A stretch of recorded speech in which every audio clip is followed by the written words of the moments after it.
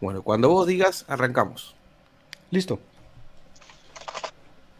Adelante. Mire, ¿listo? Bien, el señor Rodrigo Ardón simplemente por tres ponencias no ha contestado la imagen, no ha contestado la pregunta. ¿Adora usted la imagen de Cristo o no lo adora, señor Igor? No le dé tantas vueltas. El mismo honor, dice por ahí Belarmino, se le debe a la imagen que al ejemplar. Por ello la imagen de Cristo debe ser adorada con el culto de la tría. ¿La adora usted o no la adora? Tomás de Aquino, el que usted está citando, vuelve a decir lo mismo. Como Cristo mismo es adorado con honor divino, se sigue que su imagen debe ser adorada con honor de la tría. Y eso viene en su catecismo. ¿Por qué le ha costado tanto responderlo? Ahora, señor Rodrigo, cuando habla de Constantino I, sucesor de León I, emperador de Constantinopla, no de Constantino, el que fundó Roma, ¿no? Creo que anda algo confundido, lo cual demuestra que usted sabe del concilio de Nicea, pero de los demás concilios que le cité parece ignorarlo todo. Luego me cita el Talmud, señor de Babilonia, que es una interpretación profana del Antiguo Testamento. Ahora la guía de los cristianos va a ser el Talmud de los judíos, una interpretación profana donde se denosta abiertamente a Cristo y se ponen las peores vocablos para referirse a él. Entonces nos guiamos hoy por el Talmud de Babilonia. Vuelve a dar círculos, ¿no? Nosotros podemos venerar a una persona, también se lo dije, siempre y cuando no esté circunscrito al aspecto religioso. Y luego después le dije, muéstreme un solo ejemplo donde se le rinda culto o oración a un hombre. De hecho, eso se hacía en el paganismo y fue por lo que persiguieron a los cristianos, porque se negaban a rendirle culto de veneración o ese culto de oración al César. Muéstreme usted en la Biblia, porque está utilizando el verbo proscuneo muy ligeramente, muéstreme en la Biblia que proscuneo puede usarse para mantener un culto sostenido sobre una persona o sobre un objeto religioso sin que esto sea denostado por Dios. No va a haber en la Biblia nada, ¿no? Luego me cita Eusebio, dando a entender que yo soy iconoclasta. Señor, yo no soy iconoclasta, usted no tiene que hacer una defensa contra la iconoclasia, ¿no? Yo no estoy en contra de las imágenes, por supuesto que entiendo que el espíritu artístico también estuvo en los primeros siglos, eso no tiene nada que ver aquí, ¿no?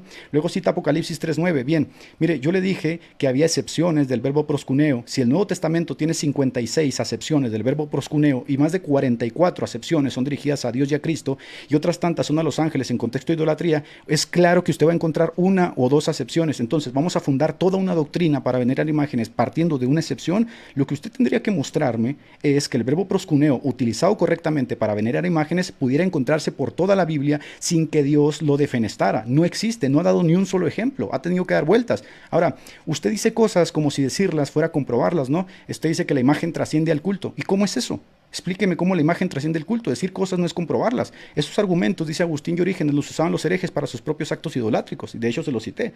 Así que sin explicarlo, solamente tomarlo así, porque viene, ¿no? El acto trasciende. ¿Y por qué? ¿Cómo? O sea, esos argumentos eran de los herejes. Lo único que han hecho ustedes es que han tomado esos argumentos de los herejes y los han aplicado para su propio uso, sin decir o detenerse a decir cómo es que esto sucede. Ahora usted nos dice, bueno, el acto de lotería es para Dios. Bueno, pues ahí Belarmino, el Dessinger, el Concilio de Constantinopla y Tomás de Aquino dicen que la imagen de Cristo debe recibir culto de la tría. ¿Adora con culto de la tría usted la imagen de Cristo o no la adora? ¿Por qué no puede contestar eso?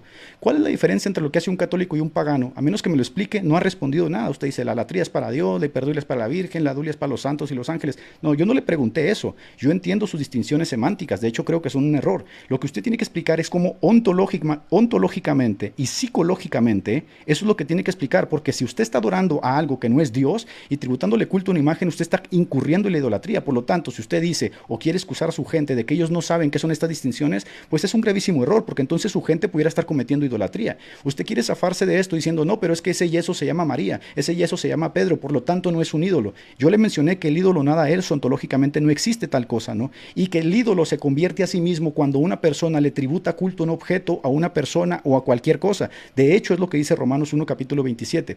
Ahora, el Concilio de Constantinopla, en el numeral 655, también dice que se le debe rendir tributo de latría a la imagen. ¿Por qué no puede contestarlo? ¿Lo hace o no lo hace? Es obvio que aquí la supuesta matización semántica no existe. Se les pasó o no sé qué pasó ahí, pero es bien sabido que el culto de la latría es exclusivo de Dios. Entonces, como ustedes pudieron darse cuenta, esta serie de argumentos que el Señor trata de mostrar no responden a nada, solamente está repitiendo y repitiendo los clásicos clichés de la Iglesia Católica, pero no nos respondió que es prosquineo, no nos respondió un objeto en la Biblia que recibiera tal oración como prosquineo, y lo trasladó así simplistamente a las imágenes y es proscuneo y por tanto se vale, ¿no? No, señor, usted tendría que haber ofrecido aquí respuestas en cuanto a ello. Culmino mi tiempo, gracias. Excelente, muy bien, Edgar. Pasamos a los 5 minutos de contrarrefutación de Rigo. Ok, vamos con la situación de Santo Tomás de Aquino, y se lo voy a citar en la Suma Teológica para que le vuelva a quedar claro.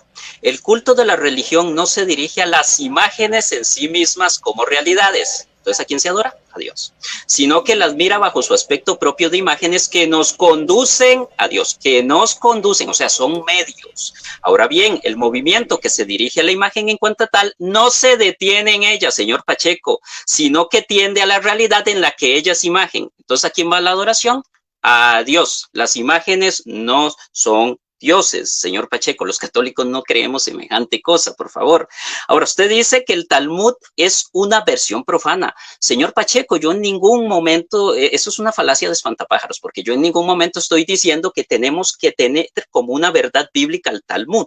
Yo cito el Talmud para darle a conocer a usted y a sus hermanos evangélicos que el hecho de que algunos hebreos se postraran ante las tumbas de sus patriarcas para pedir la intercesión, cosa que ustedes tampoco creen, la intercesión de los santos, de los muertos, es para mostrarle que históricamente eso era así y que incluso era anterior a los cristianos. Le demostré también con las pruebas arqueológicas de las catacumbas romanas cómo los primeros cristianos oraban o pedían la intercesión a sus familiares fallecidos. Y esto no quiere decir que ellos eran idólatras. Y ojo, porque las catacumbas son anteriores al siglo IV, para que ustedes después no vengan a inventarme que es que yo solo cito del siglo IV para adelante. No, no, no, no, no.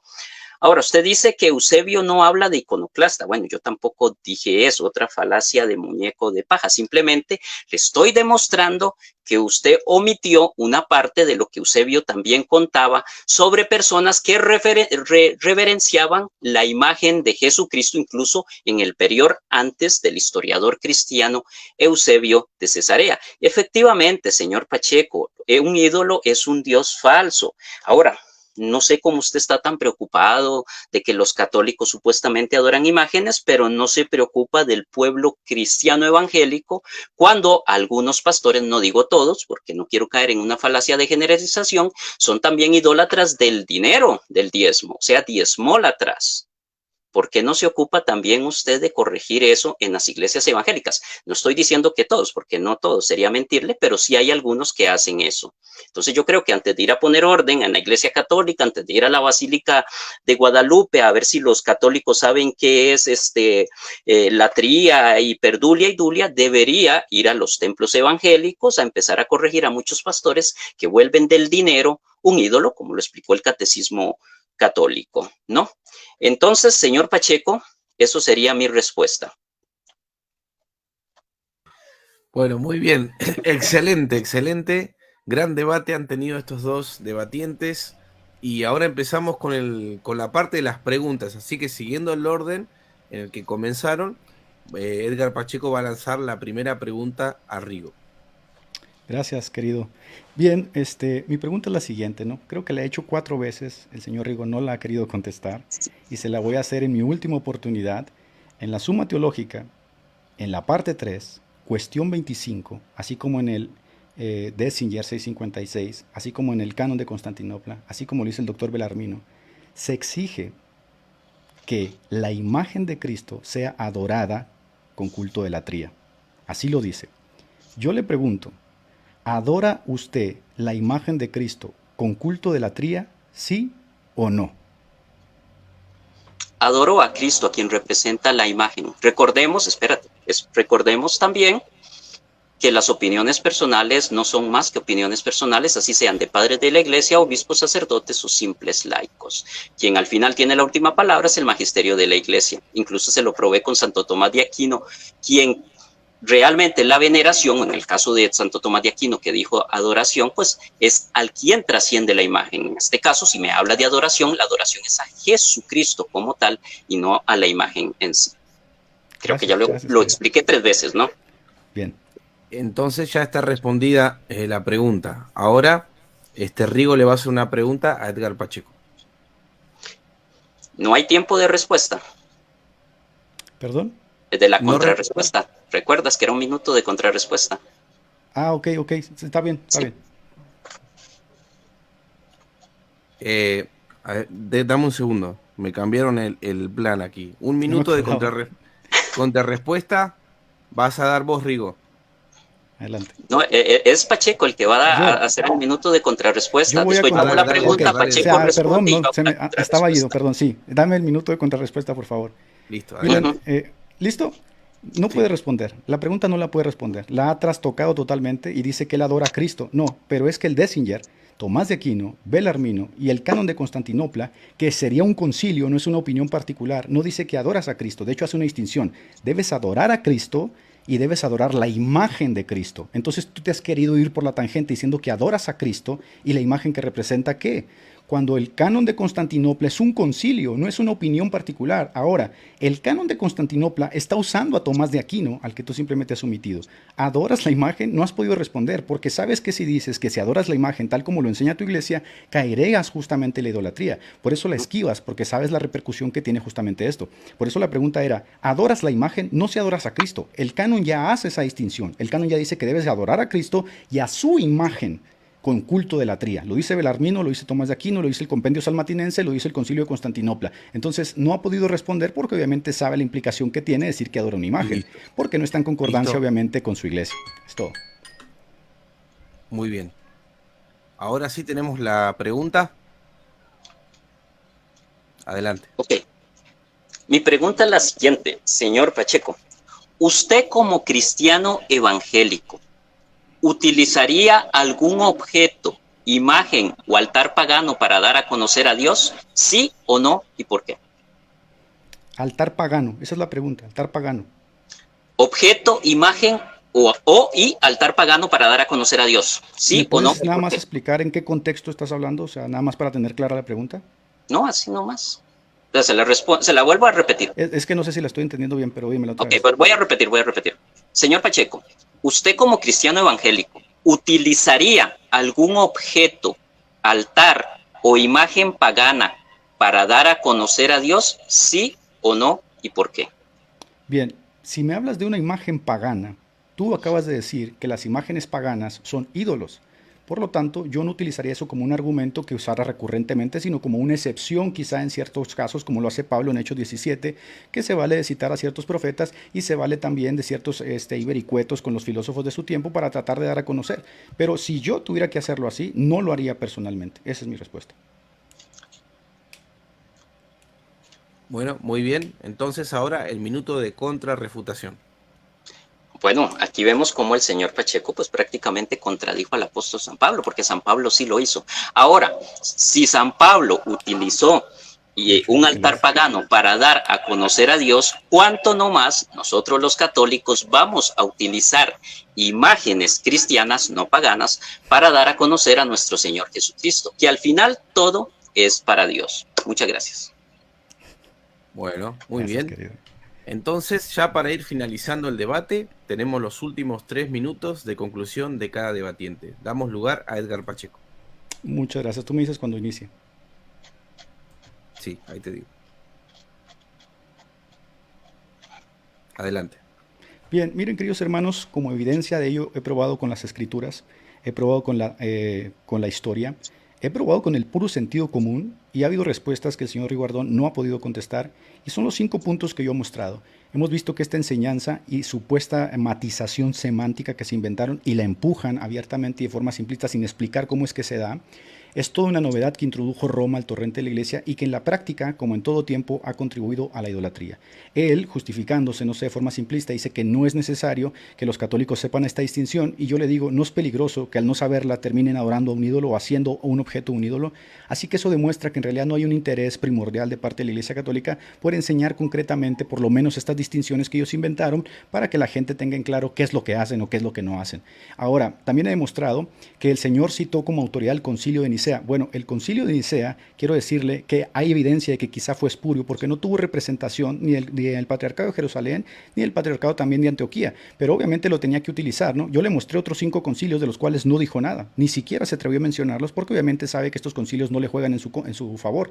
Y esta es la evidencia de que, como siempre, Roma selecciona ciertas cosas a su favor y las demás simplemente las omite. Ahora, yo Por supuesto que admití que hay padres que aprueban la veneración de imágenes. Ahí está Juan Damasceno, el gran promotor de las imágenes. Eso no tiene nada que ver. Lo que yo estoy demostrando es que ustedes son selectivos. Usted no dijo nada de los que yo le mencioné y de los argumentos que ofrece Orígenes, Agustín, que ustedes toman de los herejes y se las aplicaron al contexto cristiano. Ahora, el patriarcado de Constantinopla era ajeno a la jurisdicción de Roma y Roma metió su narizota, como siempre, para hacer que la gente adore imágenes, como hasta siempre lo ha hecho, ¿no? Dos, hemos visto que Roma ordena adorar imágenes según sus propias declaraciones de sus concilios, de su catecismo, de su Dessinger y de sus doctores. Él ha querido zafarse de esta pregunta diciendo que son opiniones particulares. Mire, usted dice que no le creamos a un hechicero, que le creamos a Basilo, y no deberíamos creerle a Tomás de Aquino más que a usted. Tomás de Aquino dice que se debe idolatrar la imagen de Cristo, ¿no? Con culto de latría. Entonces, si se debe adorar la imagen de Cristo con culto de latría, ¿no es cierto entonces que adoran imágenes? ¿Por qué le ha costado tanto responderlo?